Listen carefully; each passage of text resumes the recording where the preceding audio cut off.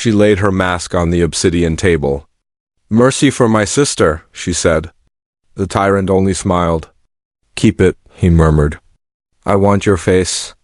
Lyra's breath hitched behind the porcelain. The room smelled like iron and stormwater.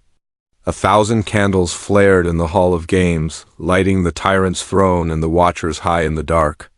"No one in the city of Vales ever said that word aloud, face. Not above the 5th gate, not where mirrors were crimes. You called me to play," Lyra said, keeping her voice even.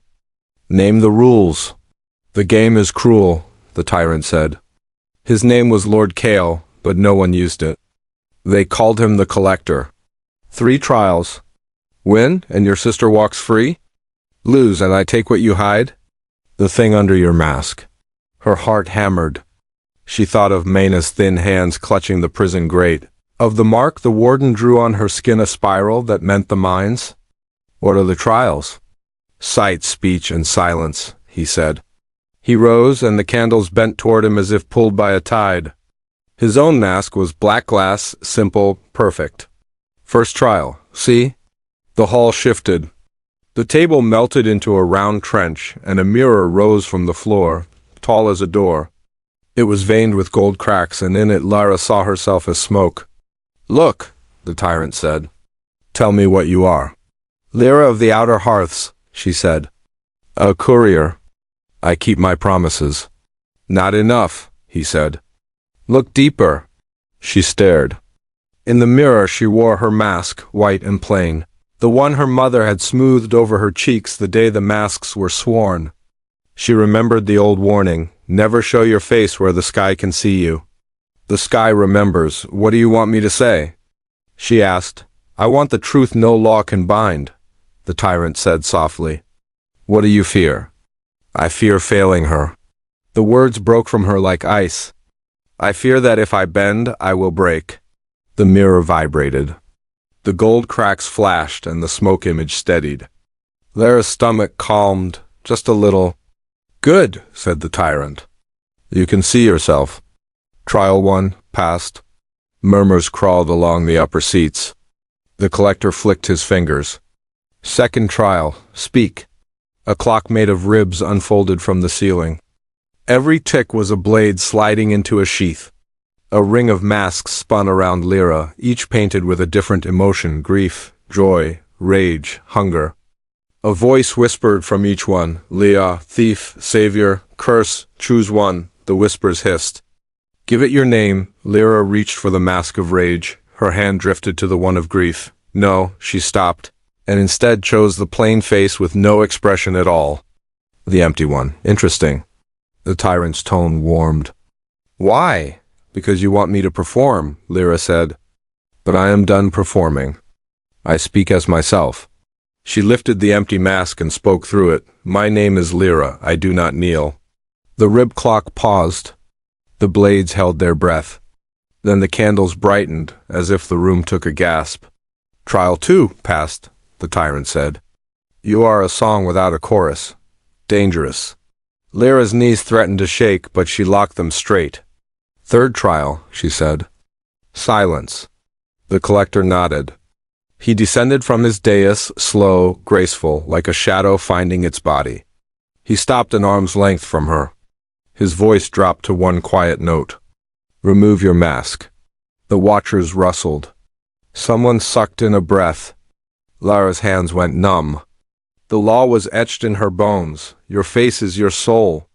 She was about to sell it like a coin. "For Mina," she whispered. "For truth." The tyrant returned. She reached up. The porcelain was cool. Her fingers slipped on the edge. Then she lifted the masquerade. The hall watched. Lyra stared at him, waiting for a gasp, a curse, a word. Nothing came. The tyrant's head tilted. He raised his own black glass and lifted it away, and she saw her face. Not similar. Not close. The same. The same curve of cheek. The same small scar near the lip, a mark from a childhood fall.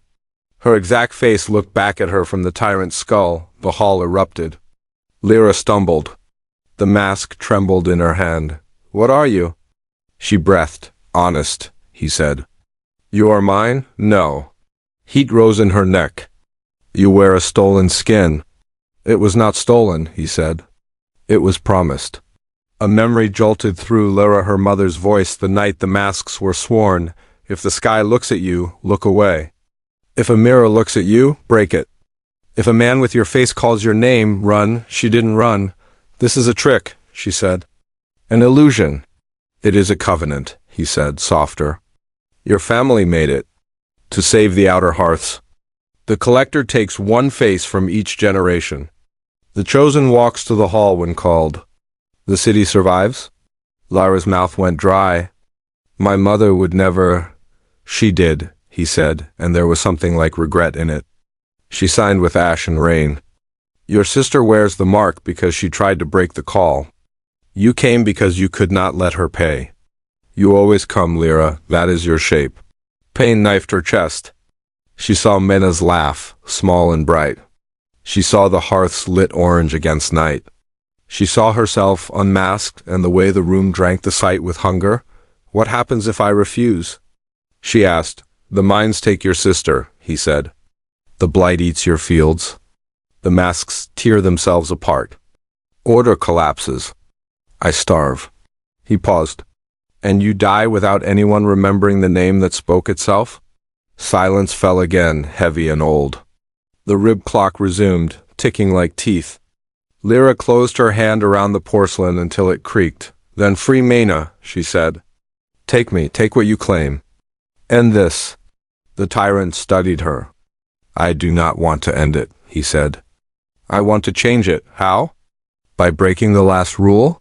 He lifted a hand. A thin shard of mirror slid from his sleeve, bright as ice.